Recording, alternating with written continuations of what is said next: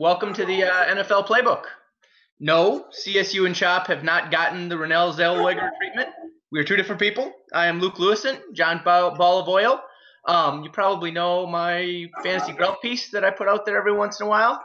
And the other friendly face you're looking at there is Brett Harttfiel. Killer B. Brett, say hi to the people.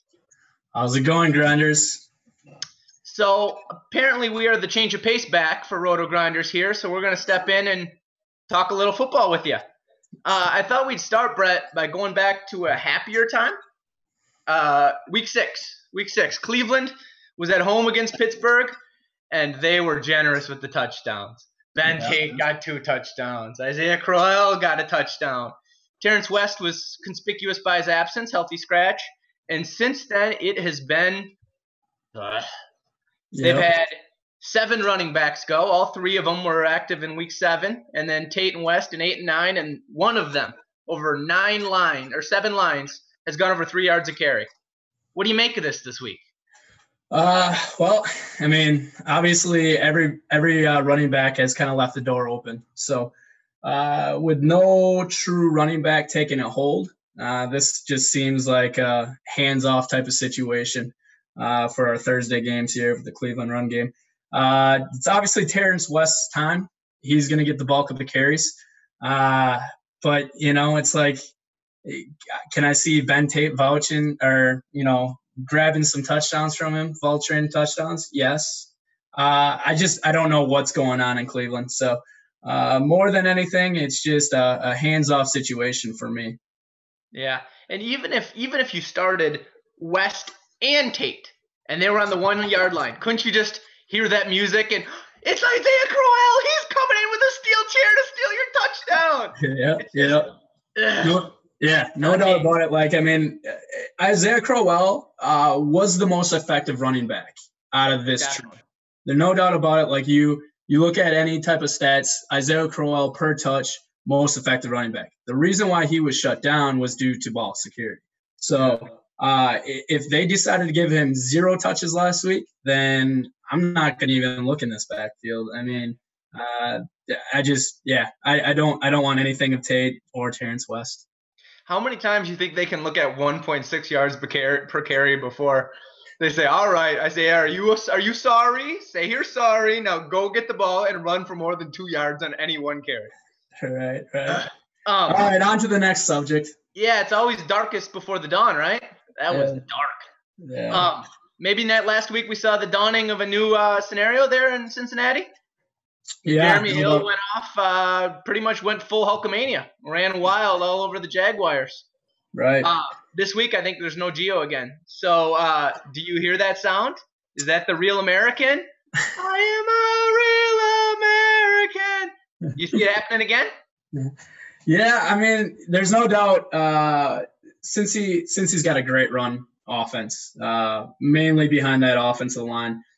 You give the rock to Jeremy Hill, you give it to Gio, they're going to produce. It doesn't matter who's back there. This is just a really good offensive line.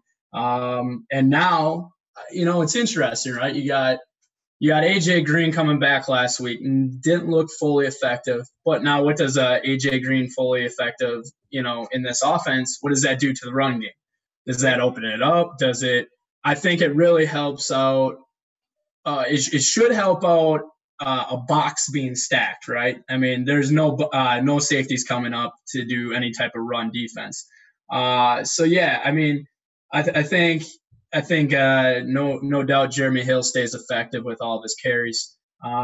He's also not bad out of the backfield catching the ball. So he's a dynamic receiver and running back both ways. So yeah, 2 thumbs up here. I could throw a little cold water on him. Before he ripped off that 60-yard touchdown, he was 17 for 71. And then he rips off a 60-yarder, and then he ices the game with 6 for 23 on the next series. Like, if he doesn't break that one, it's a good game. He had a score before then, but it's kind of And the other thing is Cleveland and Cincy run it the 6th and 7th most. So, like, you see that game just shrinking down like George Costanza after he's in the pool? Yeah, I mean, I do see this game being it's the Battle of Ohio, right? So I can see this kind of being a slow game and a very run-happy game on both sides. But yeah, I'm loving Jeremy Hill. I assume I will be buying a little piece here and there with him. So I don't think we need to worry about that. I mean, unless the only reason why I would not buy him is if Gio has a miraculous comeback here and is now going to be playing on Thursday. But yeah, doubtful, but we'll see. Right. It is possible that Cincy would throw the ball. Like 100% of the runs is maybe, maybe not. If they throw it, obviously AJ Green, second game back, maybe a little more healthy. I think at different times during his injury, he said he will not be 100% the whole year, and he's not coming back till he's 100%, and he came back. So, you can solve that mystery. I don't know how that math works, but he's kind of not the only one that's struggled because of injuries, right? Because Megatron had some injuries. Brandon Marshall had a good game when he was we didn't think he was going to play on a Monday night. He's been kind of injured. And then Des Bryant is dealing with secondhand injury thanks to Tony Romo. They all seem to be back. They all seem to be healthy-ish. I don't know about Romo, but what do you think? If one of those four guys, one of those four studs is going to break out this week, who you got? Okay. Well, I mean, let's just break down those four guys. So let's just start with the Thursday game. You got AJ Green coming. You got Cleveland's Joe Hayden there, right? You would think, let's not buy wide receiver one. Let's not buy wide receiver one there. But Cleveland and Joe Hayden have not been very good against wide receiver ones. I mean, and you can see what Antonio Bryant has done in 2 games. He's gone over 100 yards both games against them. He just has not been the same guy there. So AJ Green, yes, he's definitely I wouldn't mind rolling with him here. Short slate coming off an injury, kind of worried about that. But, you got to love the talent. And, Dalton's not the same guy without him in the lineup. Also, Stafford, not the same guy without without Kelvin in the lineup. So,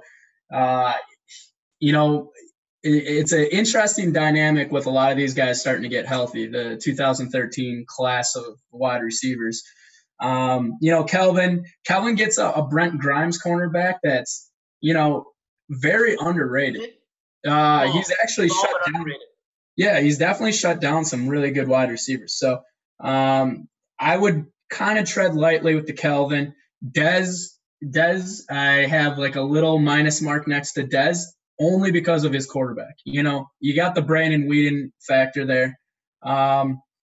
But then Brandon Marshall, the Bears are going to have to be on their game to beat the Packers. So no doubt do I expect them to be coming from behind, and no doubt do I expect the ball to be in the air quite a bit there. So, yes, I can see it being a Brandon Marshall day. You might want to check out the Packers defensive backfield. They've been dealing with some injuries there. Don't know exactly who's going to be healthy in the cornerbacks and safety area, but yeah, check that out before you roll with a Brandon Marshall. But if I have to pick a guy, I'm going to pick AJ Green, I think. Yep, me too. One of the things that goes on there is Dalton shows really profound home road splits, and they're playing at home. So that's one thing in his favor. I think it's kind of interesting, the Mohamed Sanu Golden Tate thing. Both number 2s that were phenomenal without their number 1 there. I think Tate's the better receiver, and I think he's more likely to stick. Keep value with Megatron back. So, well, I'm with you with AJ. I think AJ's the number 1 there. But remember, I think Brandon Marshall had a pretty good game against the Packers a couple weeks ago. So I could see him. I could see him with 7-8 receptions. I don't see him going for 200 yards, but a lot of mouths to feed in Chicago. But yeah, Detroit with Golden Tate. I mean, yeah, I agree. I think Golden Tate's a solid number 2 to have in that offense because if you want to throw the safety over on Kelvin Johnson's side of the ball, you can see what Golden Tate did. So no doubt I have confidence in Golden Tate. Second half of the season here, even with a healthy Kelvin. I read on RotoWorld that he's excited to get back. He's ready to hit the ground running here, coming off a bye week. But again, defenses are planning for Kelvin Johnson. They're not planning for Golden Tate. So that means safety help over the top, and that means a lot of looks for wide receiver too. It's true. Well, that kind of brings to the end our day today for the NFL Playbook. People might not know that we're both from Wisconsin, so one quick pointer to add for Golden Tate. Even if it's an interception, he can still catch it for a touchdown. Thanks for listening, everybody. All right. See ya.